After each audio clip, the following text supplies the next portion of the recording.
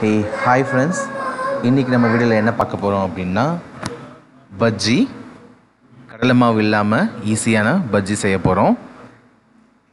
இது பாருங்க, நான் இன்னைக்கு வந்து கடலை மாவு யூஸ் பண்ணாம நார்மலா வெறும் அரிசி மாவுலயே ஒரு பஜ்ஜி ஐட்டம் செய்ய போறேன். வாங்க வீடியோக்குள்ள போகலாம். இதுக்கு தேவையானது பாத்தீங்கன்னா நான் இன்னைக்கு பிரிஞ்சால், பஜ்ஜி மிளகா and green chilli எடுத்துர்க்கேன். நீங்க எந்த இதுல கூட காயிலும் கூட செய்யலாம். இதுக்கு தேவையான பொருள் வந்து பாத்தீங்கன்னா 2 ல இருந்து 3 டேபிள் ஸ்பூன் வந்து அரிசி மாவு, ஓகே. and then கொஞ்சோண்டு காஷ்மீரி சில்லி, உப்பு, பெருங்காயத்தூள், அவ்வளவுதான். இது நல்லா கரைச்சி வச்சுக்கலாம். ரொம்ப தண்ணியா கரைச்சிக்க வேண்டாம்.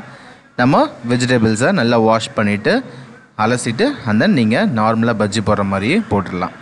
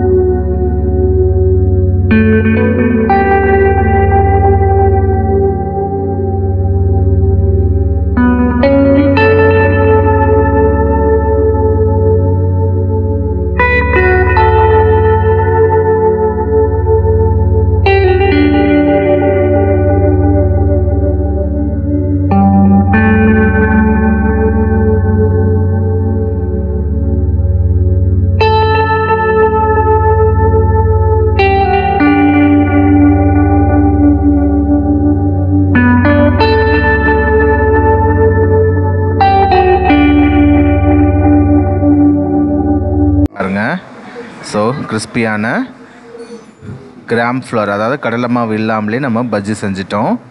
ஈஸியாக டக்குன்னு ஒரு கெஸ்ட் வந்துட்டாங்கன்னா டக்குன்னு இந்த ரெசிபி நம்ம செய்யலாம். நீங்களும் செஞ்சு பாருங்கள், கண்டிப்பாக பிடிக்கும். பிடிச்சிருந்தால் லைக் பண்ணுங்கள், கமெண்ட் பண்ணுங்கள், சப்ஸ்கிரைப் பண்ணுங்கள். தேங்க்ஸ் ஃபார் வாட்சிங்.